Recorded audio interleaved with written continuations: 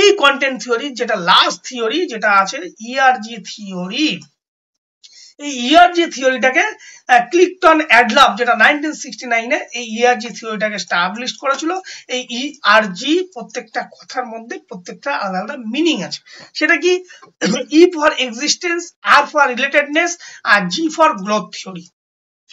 এই ইআরজি থিওরিটাকে একদম ম্যাসলোর যে হায়ারার্কি থিওরি ছিল বা নিড থিওরি ছিল তারই মডিফিকেশন বা সেটারই রেকটিফিকেশন আমরা বলা যেতে পারে। সেই রেকটিফিকেশন গুলো কি আছে, সেই রেকটিফিকেশন গুলোকে নাম দিয়েছিল existence, relatedness and growth theory. এখন এই যে আমরা যদি এখানে যে ম্যাসলোর যে থিওরি, এই যে ছকটা তোমরা দেখতে পাচ্ছ, এখানে ম্যাসলো তার 5টা ক্যাটাগরিতে ভাগ করেছিল। এখন ইআরজি থিওরিতে এই অ্যাডলফ কি করেছিল, অ্যাডলফারাস তার এই থিওরিটাকে 5টা বেসিক ক্যাটাগরিকে 3টে বেসিক ক্যাটাগরিতে কনভার্ট করেছিল। কি কি সেটা, ফার্স্ট যেটা টুল নিড, বায়োলজিক্যাল এবং সেফটি এন্ড সিকিউরিটি নিডকে সে বলেছিল existence need, E for existence. আর love and belongingness and esteem নিডের কিছুটা, এই দুটোকে বলা হয়েছিল রিলেটেডনেস নিড। আর একদম সেলফ অ্যাকচুয়ালাইজেশনটাকে বলা হয়েছিল গ্রোথ নিড। এখানে এক্সিস্টেন্স নিডের মধ্যে কি বলেছিল, the biological and physiological need including food, water, salary, job, security, safe working condition etcetera. আর রিলেটেড নিডস এর মধ্যে কি বলেছিল, interpersonal relationship including family, friend, co-worker, team work, communication, recognition.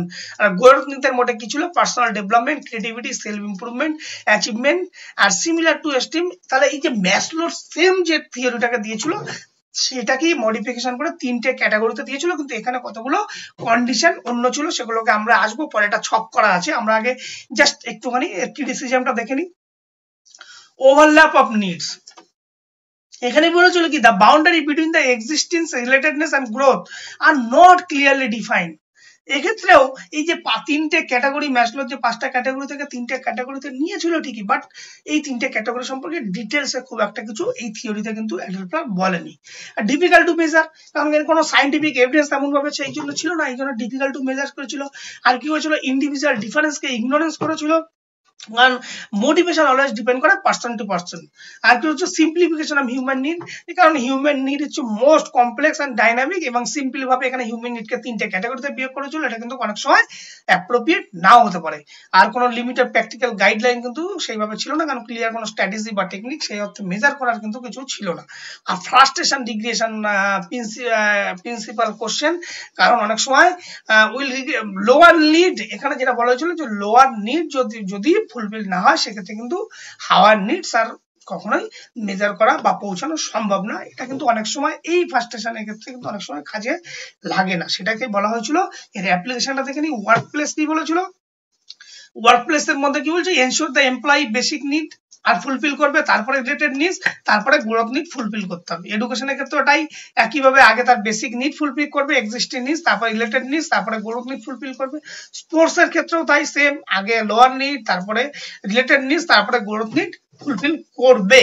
এখন ঘটনাটা হচ্ছে, তাহলে স্যার ডিফারেন্সটা কোথায় ম্যাসলোর থিওরি আর ইআরজি থিওরির মধ্যে? ইয়েস, ডিফারেন্স প্রথমে দেখো, এই ছকটা যদি তোমাদেরকে দেখো, ম্যাসলো কি করেছিল, তার 5টা ক্যাটাগরি করেছিল, আর অ্যাডলফ কি করেছিল, তার 3টে ক্যাটাগরিতে ভাগ করেছিল।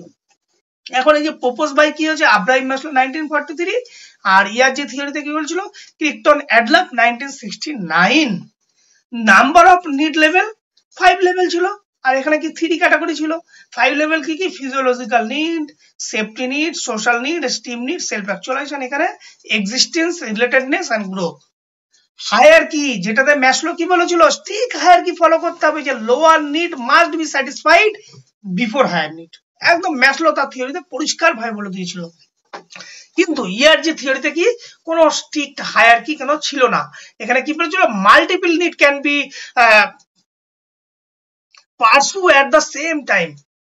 ইআরজি থিওরিতে অ্যাডলফ কি বলেছিল, মাল্টিপল নিড, যে related needs, existent needs, growth need at a টাইমে কিন্তু কাজ করতে পারে, এট এ টাইমে কিন্তু আসতে পারে, এট এ টাইমে কিন্তু হওয়াটা সম্ভব, যেটা কিন্তু তার ইআরজি থিওরিতে বলেছিল। কিন্তু ম্যাসলো কিন্তু একদম বলেছিল না, আগে ফিজিওলজিক্যাল নিড ফুলফিল হবে, তারপরে সেফটি নিডে পৌঁছাবে, সেফটি নিড যখন ফাইনালি কমপ্লিট হবে তারপরে বিলঙ্গিংনেস নিডে পৌঁছাবে। কিন্তু ইআরজি থিওরিতে তার উল্টো কথা বলছে। ইআরজি থিওরিতে বলছে এট এ টাইম কিন্তু যে মাল্টিপল নিড কিন্তু আসতে পারে সেম টাইমে। Order of needs, needs are satisfied in a fixed order, এখানে বলেছিল ফিক্সড অর্ডার, আর এখানে বলেছিল needs can be satisfied in any order, যে কোনো অর্ডার আগে আসতে পারে, এখানে কোনো upper to lower, lower to upper এরকম কোনো নিড কিন্তু এরকম ছিল না। Flexibility reach it on level at a time, এখানে কি বলেছিল দেখো ম্যাসলোর ক্ষেত্রে অ্যাট এ টাইমে একটা নিডই কিন্তু আসবে, কিন্তু ERG 3 তে বলেছিল flexible multiple need can be motivated at once, একসাথে কিন্তু অনেকগুলো নিড আসতে পারে। Simplicity more details and structure, আর মোর সিম্পলি অ্যান্ড কনডেন্স, বলেছিল যে ম্যাসলো থিওরিটা অনেকটা ডিটেলস স্ট্রাকচার দেওয়া আছে, যেখানে ERG থিওরিতে কিন্তু সেগুলোকে অনেকটা ডিটেলসে ছিল না। এই হচ্ছে টোটাল মোটিভেশনের কন্টেন্ট থিওরি, যেটা হট কি কি বা ফ্যাক্টরস দ্বারা বা কি কি নিড দ্বারা আমরা মোটিভেশন হচ্ছি তার ডিটেলস আমরা। এইবার আসবো কিছু আমাদের ইম্পর্টেন্ট এমসিকিউ। এইবার যদি তোমাদের মধ্যে কোনো কোয়ারিজ বা কিছু থাকে তাহলে তোমরা বলো, না হলে আমরা কিছু এইখান থেকে যেগুলো পড়ানো হয়েছে সেখান থেকে কিছু এমসিকিউ আছে সেগুলো নিয়ে আমরা আরো বিস্তারিত আলোচনা করবো।